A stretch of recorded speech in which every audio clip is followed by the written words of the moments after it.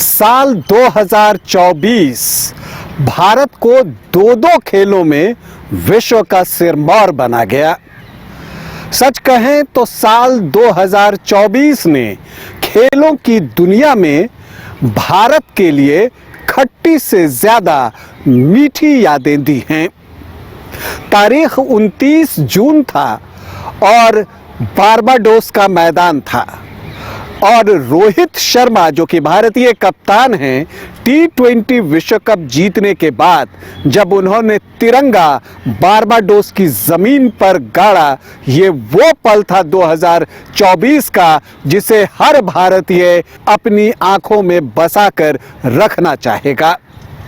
17 साल बाद 2007 में महेंद्र सिंह धोनी की कप्तानी में भारत ने T20 वर्ल्ड कप जीता था। यहाँ हम मेकॉन स्टेडियम में हैं और यहीं पर खेले पले बढ़े हैं महेंद्र सिंह धोनी। तो उन्हीं की कप्तानी में भारत ने 2007 का T20 वर्ल्ड कप जीता था और उसके बाद एक सूखा था जो 2024 में जाकर खत्म हुआ।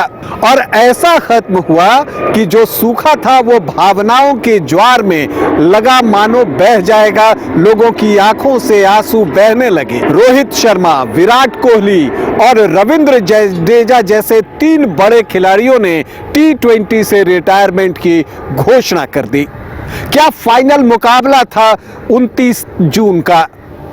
ऐसा लग रहा था कि वो एक पेंडुलम हो गया है, कभी भारत के पक्ष में कभी दक्षिण अफ्रीका के पक्ष में। 30 बॉल में 30 रन चाहिए थे। किलर मिलर मौजूद थे, क्लासेन वहां पर खेल रहे थे और तभी हार्दिक पांड्या क्लासेन को आउट करते हैं। ऋषभ पंत को जो वो नी निगल आता है जो कि था नहीं, खेल को डिले करने के लिए स्ट्रैटेजी के तौर पर उन्होंने ये चीजें की थी, वो पे कर गई। और फिर स्काई ने आसमान से जो कैच लपका उसने जो है दक्षिण अफ्रीका की सारी उम्मीदों को ध्वस्त कर दिया और भारतीय टीम T20 विश्व वर्ल्ड कप जीतने में कामयाब हुई। T20 विश्व कप का ताज भारत के सर बिल्कुल सज गया। ऐसा नहीं है कि 2024 में सिर्फ क्रिकेट के मैदान में भारत को खुशियां मिली। साल 2024 में शतरंज से भी भारत के लिए अच्छी खबर आई और डी गुकेश वो FIDE वर्ल्ड चेस चैंपियन बने। सबसे कम उम्र में उन्होंने ये खिताब जीता। देखिए, ये जो फाइनल मुकाबला था इसमें 14 बाजियां होनी थी और 13 बाजियां हो चुकी थी और डी गुकेश के 6.5 अंक थे और डिफेंडिंग चैंपियन चीन के डिंग लिरेन के भी 6.5 अंक ही थे। 14वीं बाजी चल रही थी और स्थिति चेस बोर्ड की कुछ ऐसी ही थी और यहां पर जो 54वीं चाल है वो डी गुकेश चलते हैं और 55वीं चाल में जो डिंग लिरेन हैं चीन के खिलाड़ी डिफेंडिंग चैंपियन, वो एक ब्लंडर करते हैं। और वो क्या करते हैं, वो अपने रुक को उठाकर जो है वो RF2 पर लेकर आते हैं और ये वो ब्लंडर था जो कोई भी चेस विशेषज्ञ जो है नहीं सोच रहा था कि डिंग लिरेन करेंगे। यहां तक कि डी गुकेश भी भौचक्के रह गए, उन्हें विश्वास ही नहीं हुआ कि लिरेन से ऐसी गलती हो चुकी है। तो वो क्या करते हैं, सबसे पहले खुद को शांत करते हैं। अब वो एक घूंट जो है वो पहले पानी पीते हैं।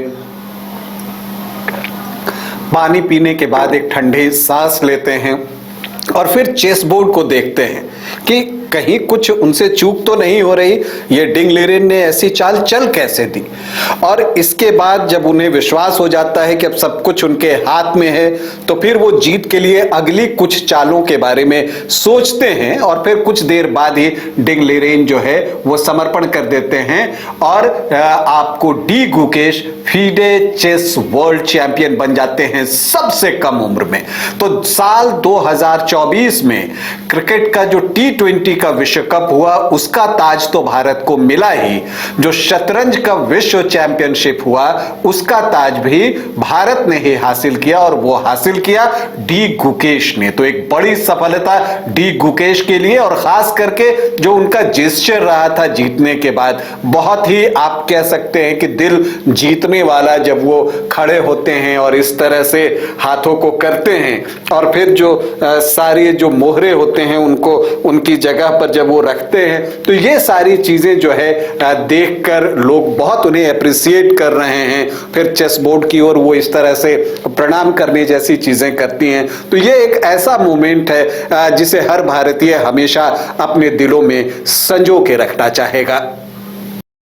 2024 में खेलों का सबसे बड़ा आयोजन ओलंपिक भी हुआ और उस ओलंपिक खेल की अगर हम बात करें तो वहां पर भी भारत ने बेहतर प्रदर्शन किया। हालांकि टोक्यो से एक मेडल कम मिला, लेकिन बावजूद इसके कुछ ऐसे प्रदर्शन हुए जिसे हम लंबे समय तक याद करेंगे।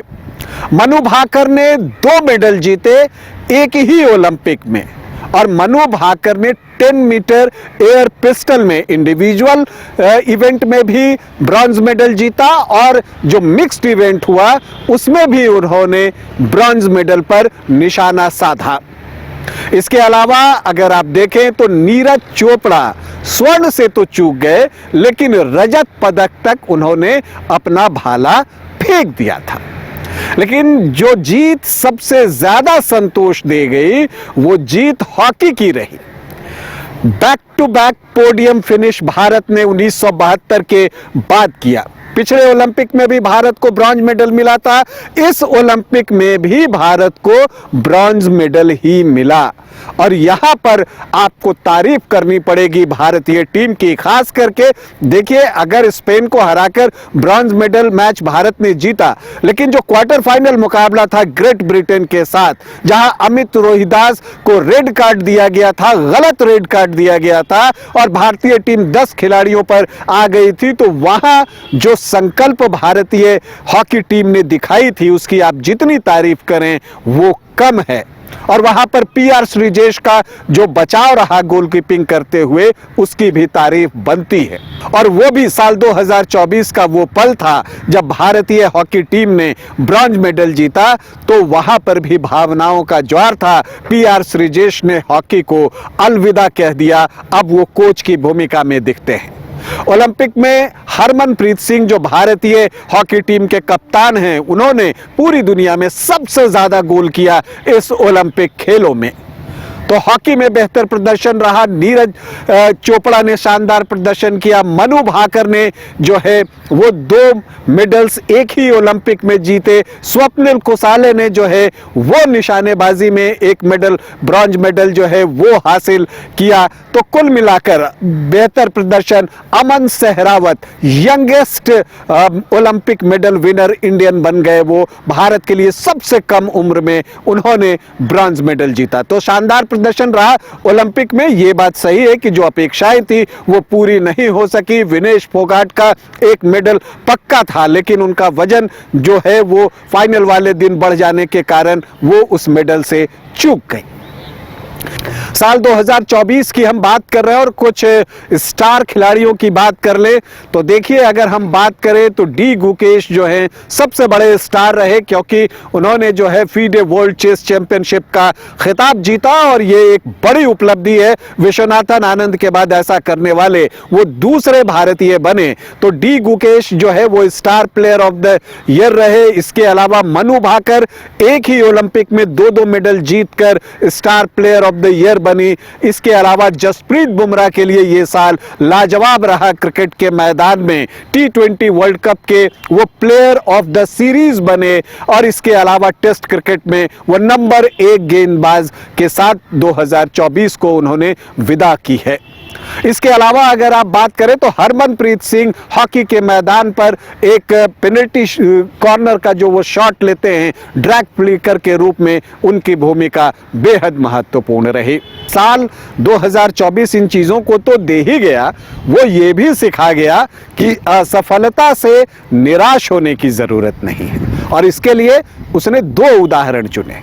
पहले ऋषभ पंत 2022 के दिसंबर में जो उनका कार एक्सीडेंट हुआ था और जिस तरह की चोट उन्हें लगी थी, तो लगा था उनका करियर अब खत्म हो गया।